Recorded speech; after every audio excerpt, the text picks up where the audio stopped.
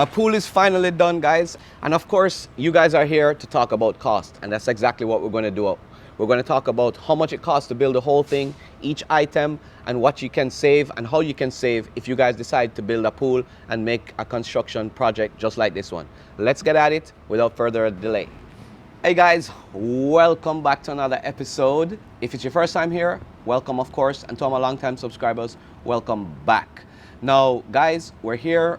The project is completed and it's amazing. The pool looks great. Now what I'm going to talk to you guys about, if you guys have to build a pool, we're going to talk to you guys about the cost. To go through the video as best as possible, I decided to break this up into different sections. The first section, we're going to talk about the permitting and the initial selection of the contractor, the initial cost if you want to prepare and all the preparation it took for the demo and stuff, the general cost of the pool, the cost for all the features like the spa, the heater, the automation, the stepping stones that we had, the tanning ledge, the water feature, the decking, including the drain, and any incidentals along the way, including the landscaping we had to do, the sprinkler repair that we had to do, the perimeter fence, the baby fence, and any upgrades that we had along the way. I'm going to cover it all, so you guys stay tuned, and this is going to be a fun one. Now, before we get into the video, I just want to clear up some things. As usual, guys, listen, timestamps are going to be below for all the sections in case there's something specific that is important to you that you want to look at. And I would encourage you to stay through the whole video because I'm going to touch on things that you probably didn't think that you needed or that you think would be interesting to you. But again, that's what I'm here for. Let's get this thing covered and let's talk about how much this pool costs. Now in my case, if you guys remembered, my backyard was a wreck. It had some trees in the backyard and a patio that I had to demolish. Now you may not have this expense if your backyard is already ready to go and there's nothing back there. But in my case, we had to do some demo. And I talked to you guys in the beginning in one of my first videos about the demo of the trees that were in the backyard. The guys came in, took this out, and also the big slab that I had in the backyard. Now, the cost of this, I had some guys come in and do the demo of the trees and it cost me around $1,800. And to do the slab, a friend of mine helped me out with this and hooked me up, including the demo, disposal, and everything of all the concrete in the backyard. He charged me $3,500. And yeah, so we already had an expense before we had to even break ground on the pool.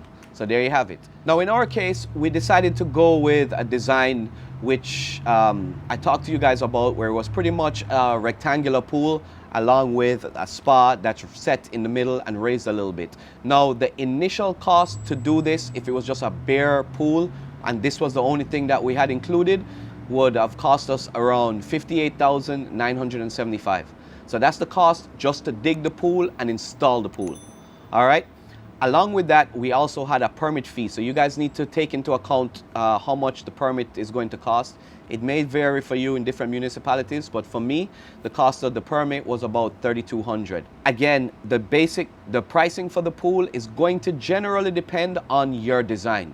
If you go with a more traditional design where you don't have a raised spa or something like that, it might be a little bit less. If you're going to add more features in your pool, then the general cost of the pool may go up a little bit more.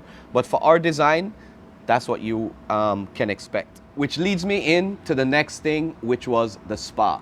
In order to install the spa, and the spa that we chose, the cost of the spa here was about $13,549. Now your spa price is going to vary a little bit, whether it's raised like this one, which is what I wanted to go for, or if it's flush with the pool, it might cost you a little bit less. And another thing that's going to change in the price is the size. So we had options of going with like a small 5x5, a 7x7, or a 9x9. And we decided to go for a 9x9 because we entertain a lot, and we thought that it would be in our best interest to have something big where we could entertain and have friends and family over and we could all hang out in the spa. So in our case, spa, $39,549. Now, with the spa comes the next expense, which was the heater. I know you're going to ask, if you're in South Florida, why do you need a heater? But I can tell you this. We've got this spa and we've already used the heater. I didn't think we'd need it, but it's something that you're going to have to talk about and decide whether it's in your budget or it's not. But we decided to go with the heater mostly for the spa, but it can also work for the pool. Now, the cost of the heater was an additional $5,625. Yeah, a big cost, but at the end of the day, it's something that we figured we would use and it would be worth it. It's an expense that we thought would be worth it. And as you can tell, the spa is awesome. It looks great in the daytime, in the nighttime, and the kids actually love it, and they spend a lot more time in there than we thought they would in the beginning. The next thing up on the list, which added to the cost of the pool, was the salt and the automation system. Now, pools come in a bunch of different styles. You can go with all chlorine or a saltwater pool. We decided to go with a saltwater pool just based on the fact that we have a lot of family who have sensitive skin, and we were told that the salt system is a little bit more gentle on the skin, so we decided to go with this. And to be honest, the way they bundled our package, they bundled the automation with the salt as well. So this was my selling point. I wanted to have everything automated, and I'll talk to you guys about that and why I chose that. But for me, it was awesome to be able to hit a button, start up the hot tub, or turn on my water feature, or have my Amazon Alexa or Google Play. You know, you can preheat the pool, tell it to do certain things, turn on the lights by voice command or at the touch of a button.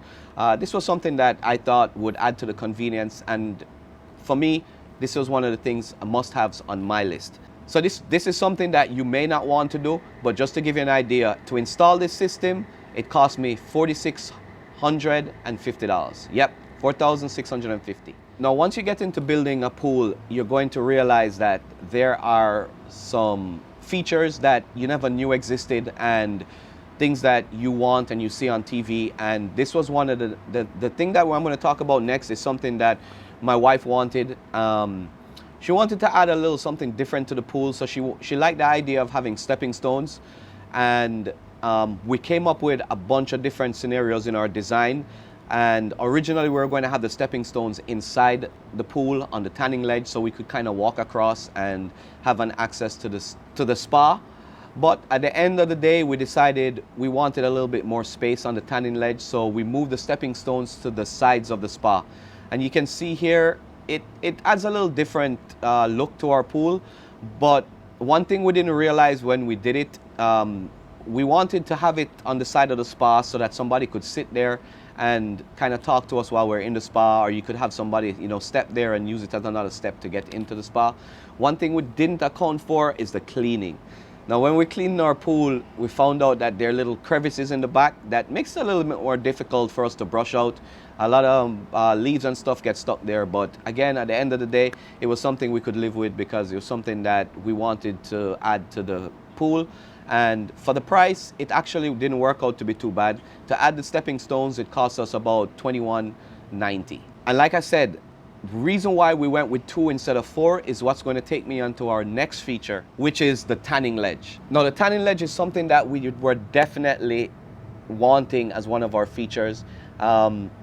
We like the idea of having the tanning ledge so the kids, when we have them over, could play in there, as well as being able to put loungers in there that we could hang out with our umbrellas and hang out in the pool if we decided not to take a dip and we just wanted to dip our feet in the water or just kind of hang out in the shallow end of the pool. Now, having a tanning ledge, there's some other features you can add, including bubblers, in-ground LEDs, and water jets. But we just went with a basic tanning ledge and umbrellas. And to do this, and the cost for this was about $2,075. Now, we talked about all the stuff on the inside of the pool. So now, guess what? Let's talk about the outside of the pool. Our decking and coping was our next expense. And what we decided to do is we decided to go with the largest format they allowed us to go with. I think in our case it was 16 by 16.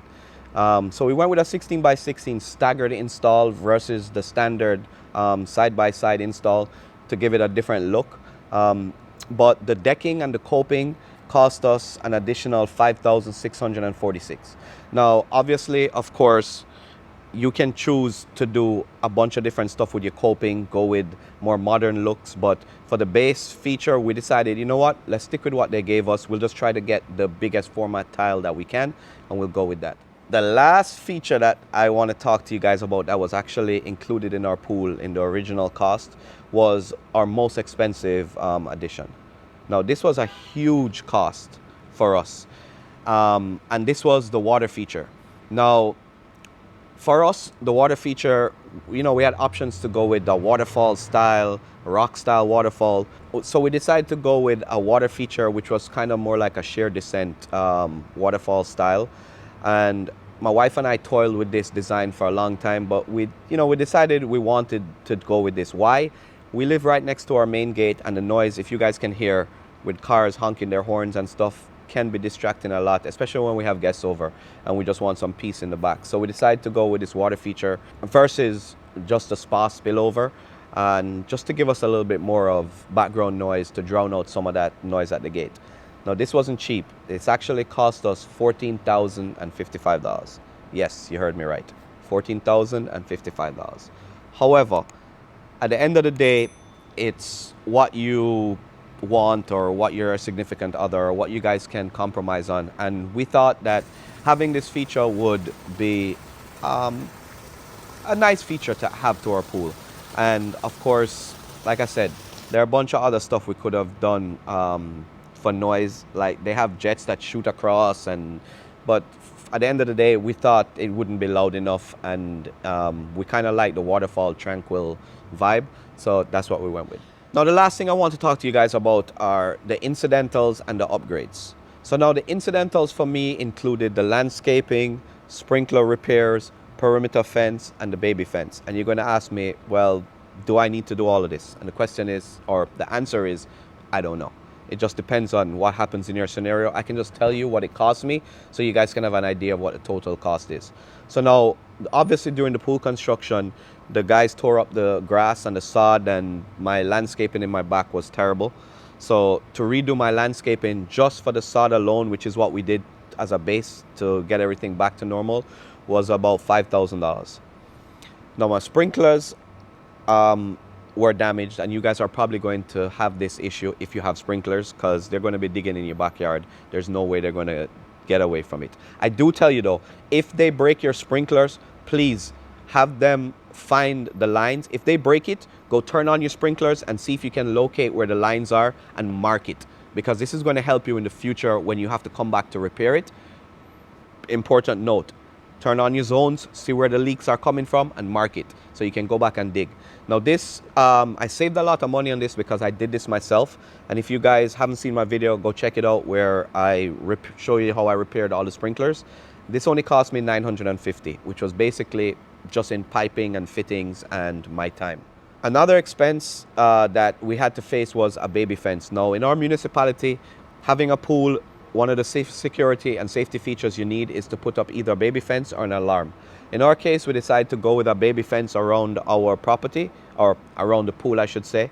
And the expense wasn't that bad. It was about $1,950.